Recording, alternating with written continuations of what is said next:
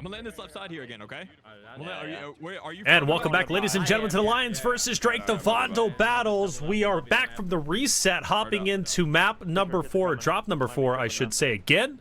We'll see how this is going to play out. Last time we were seeing Game 4, we saw Noobs on a good attack on Stadium. Was a big fan of them. That was going to be one of my narratives after the game finished, saying, you know, I love the way that they're working with DJ Moss. Despite having, you know, a bit of a weaker initial, they still managed to come back. They had great composure.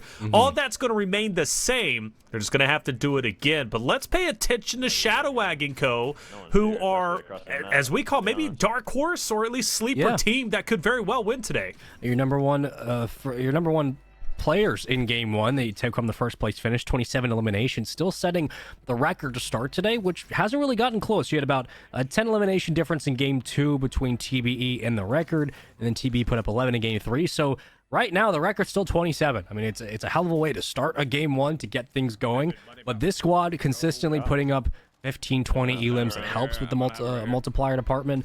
For now, though, we will wait to see how they play this game 4. This is still halfway through our tournament, so it's a big tipping point. Now is the time to establish yourself in the leaderboards, and then you make the push in the end in 5, 6, and 7.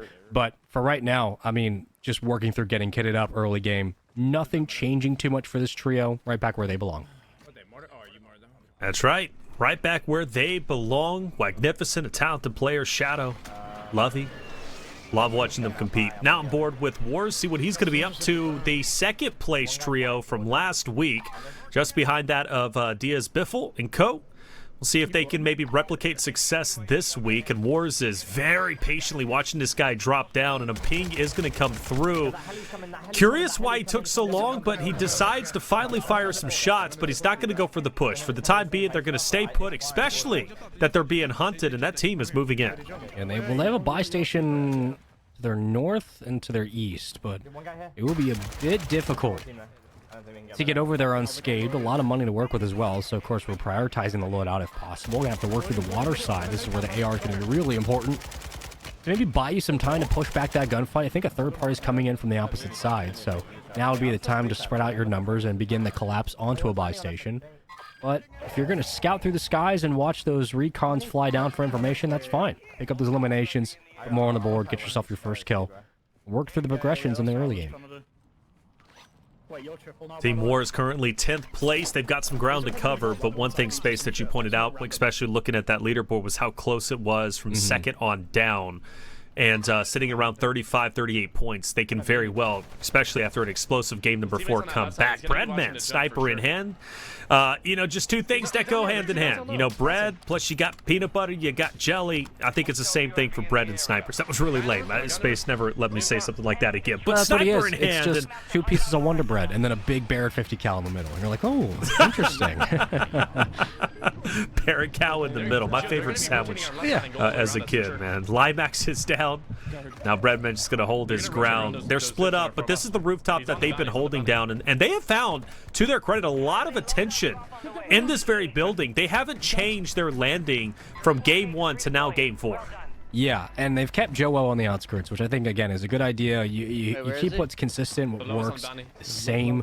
Redman going to be staying at range. He's usually the one furthest up, whether it's on a rooftop, working through a rotation down from the ceiling, holding the sniper, staying at range, and above everybody else. It's kind of the eagle's eye. That's what you want from this trio. Let Joewo move up and get comfortable. Now over to Iceman Isaac. Very good up close. Found himself into some very sticky gunfights before. This time, though, cleaning up the dirty work, and will do enough to get his teammate back into the play. And I think they found a wipe on the King AJ and Louis, but I don't know if that trio is completely down. I don't think so.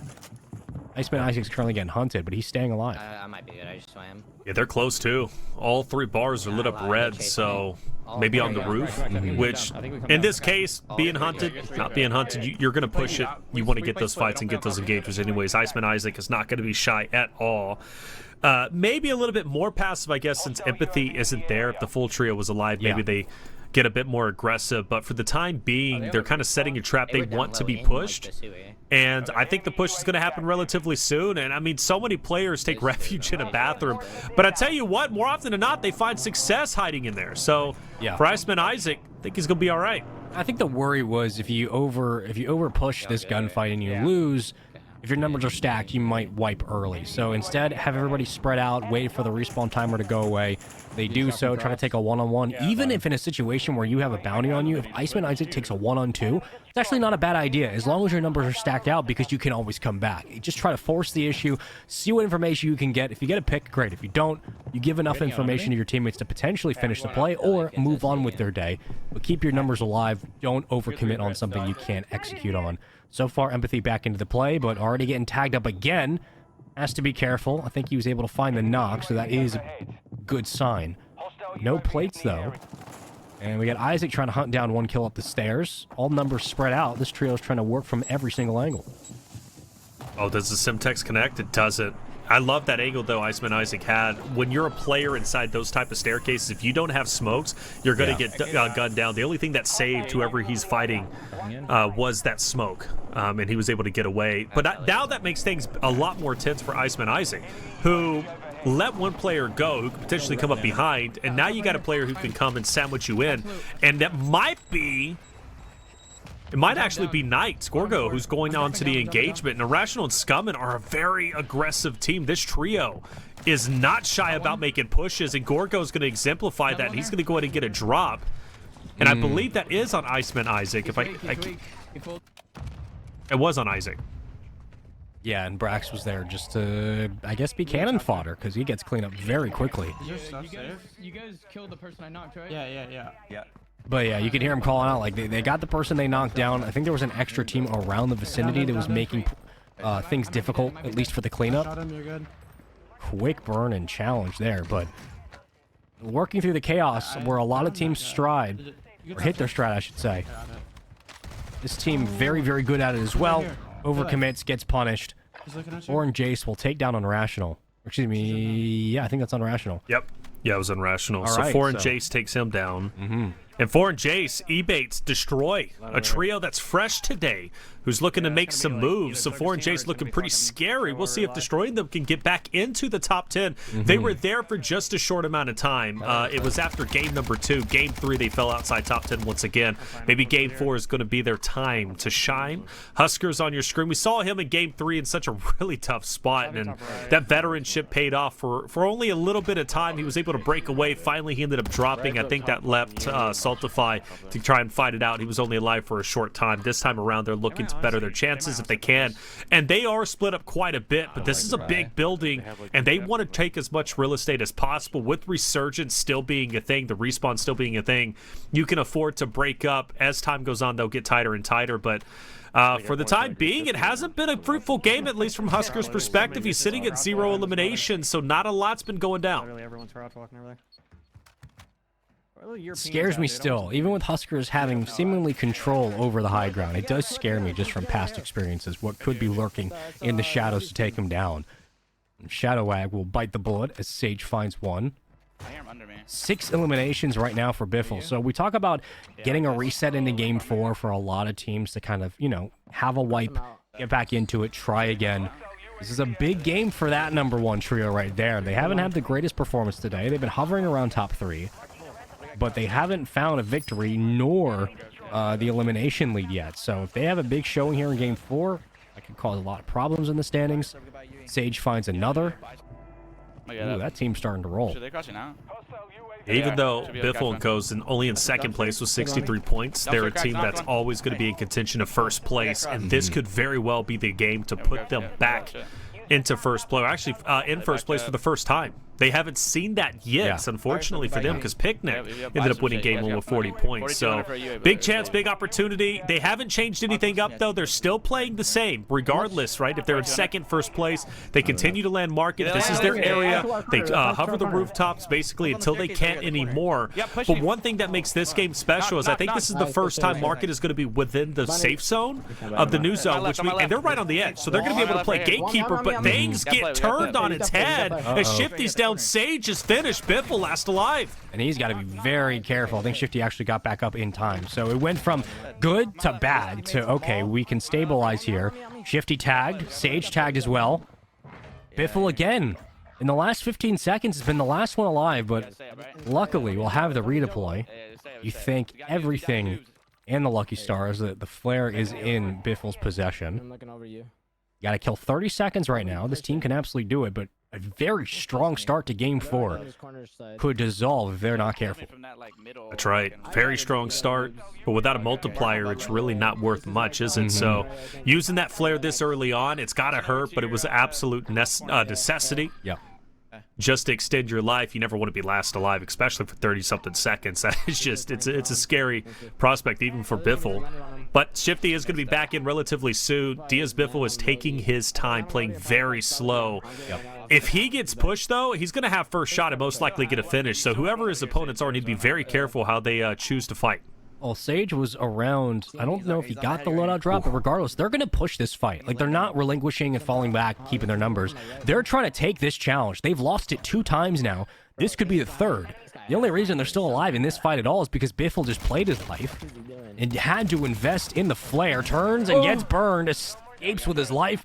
Resurgence is now disabled. You're going to have to play these 30 seconds. Like, at this point, this is an overinvestment. It's not going to go your way.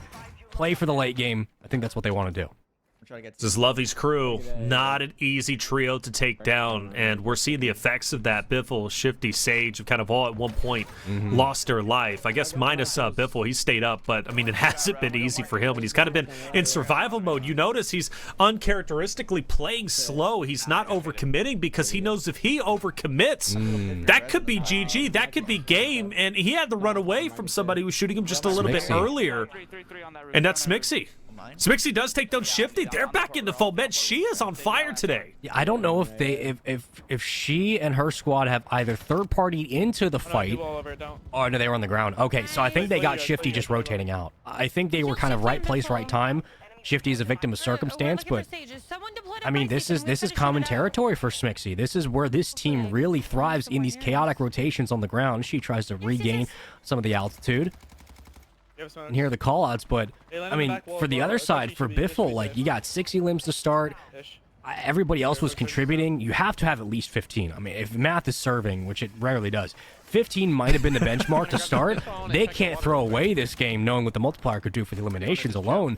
But now we jump over to Natasha and company, who again are in a very precarious spot with the water in front and the zone to their back. Stacking is important, but it's also very risky. If you get caught out, it's dangerous.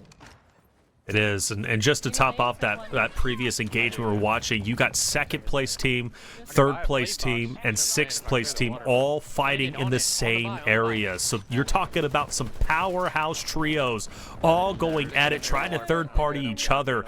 The winner of that fight could get a tremendous bonus over those other rosters that they eliminate, and could very well catapult themselves even further up the leaderboard. If you're Picnic, that could put you in 1st. If you're Biffle, that could put you in 1st. Right? So there's a lot on the line when it comes to that fight. But yeah, Natasha, who is just so talented, along with Zepti and Inno, you know, as far as the leaderboard goes, they're in 8th place, which isn't too bad. Another team that could break into top 4 depending on how they end up playing this fight. But yeah, they're taking it slow. I think they're pinned up for the moment. You know, we talk a lot about teams being kind of sleeper picks. This is a team that's like a sleeper top 8. Like, they just consistently... We find them stacking late game, a lot like how Smixy and company will be stacking early game on the outskirt fights. This trio loves to stack late game. They don't always have, you know, like 15, 20 elims to collectively, but they do enough to get within top 8. They do enough just to stay consistently in the conversation. And if they have a lucky break here and there in the late game, I mean, they absolutely can continue to make the leaderboards hell for everybody else. Now it just comes down to closing out this potential gunfight. Natasha's got this. Yep, that's going to be an easy elimination. She used the Simtex to flush Unrational out. She was already in the water. Tracks Unrational through the murky water. Ends up getting the elim. Good on her. And that was a team wipe. So Unrational's crew is gone. A powerhouse trio that Natasha is going to take down alongside of a roster. Some pings are going to be relatively close. They kind of continually work their way in. That gas is going to be right on their back, so they are pretty much forced to fight it out as other teams are now desperately clawing their way towards the safe zone. So this is going to make or break this trio. Can they make it through? We'll find out, but there's not a lot of coverage, and there's so many opponents before them. Yeah, when everybody's rotating, you have to be worried about the opening gunfight in front of you, and they do enough. Zepti does enough. The flare will connect. Inno is back into the fight. Like we've talked about time and time again, we will hit it ad nauseum. Natasha is one of the last players you want to take on a one-on-one when she has some cover. Like we saw her 1v5, it was not a fluke. She will gun you. Be careful when you peek this trio. Player 2, that Zepti pushed up out of the fray, has to be careful. That nade's going to do so much damage because the information's given away. You can just nade the hell out of this spot. They only have so many plates to go. And that's why you need Zepti in position to help be a guardian angel here. He has to stay alive. No gas mask for Natasha, too. Something to take note of. But you don't need a gas mask if you're not in the gas and everybody's pushing you. And she does get another elim. Goes from still 4 plates, excuse me. I think she broke some up. She was sitting at 9 for a little bit. But she's going to disseminate that with her teammate. Smokes her out. She's repositioning once again. It's a very tense moment. Some open ground she's got to cover, and her team once again is going to make it through.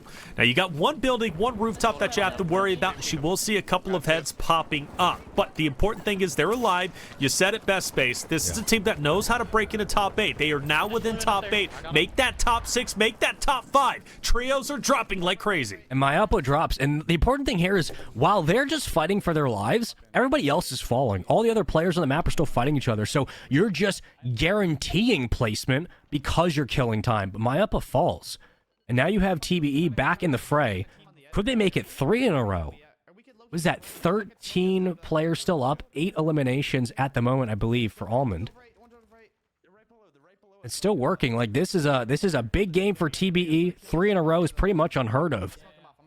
But if they turn things around with better eliminations across the board, I mean, talk about solidifying a top 3 spot. Tarsha and company have done enough to get into top 8, into top 6. 10 players collectively alive. Comes down to this. This could be their highest scoring game, talking in regards to Almond Noobs and DJ Moss. They've had some low scoring games with 13 and 11, I believe. No, 17 and 11. This could very well be a very decent. Now, Noobs, does he want to go for? No, he can't. He's got a player to his left. It's going to be marked now to make that 2 players to his left, but he's going to manage to third party effectively. Noobs doing everything he can to once again get another victory. This would be 3 in a row if he's successful. It's a 1v1. Noobs has him within his line of sight. A little bit of ring around the rosy. Up top he goes, and Noobs will hit it, and they will win their 3rd game in a row with 20 eliminations. Wow, what a way to close out this 4th game after the reset. So many questions about will the eliminations matter? Will they be able to find multipliers beyond the 11, 12, 13 points? I think the answer is yeah. I mean, they close this out in dominating fashion. They hold on to the high ground. 20 eliminations across the board, and they do it with a bunch of huge one-on-ones to get more points, to get more elims, to get more placement, to secure first place. 3 in a row. Games 2, 3, and 4. Going to TBE. Tommy is out. It doesn't matter. That is a huge bounce-back game. Even though they've already won 2, as a huge bounce-back game just from the kill.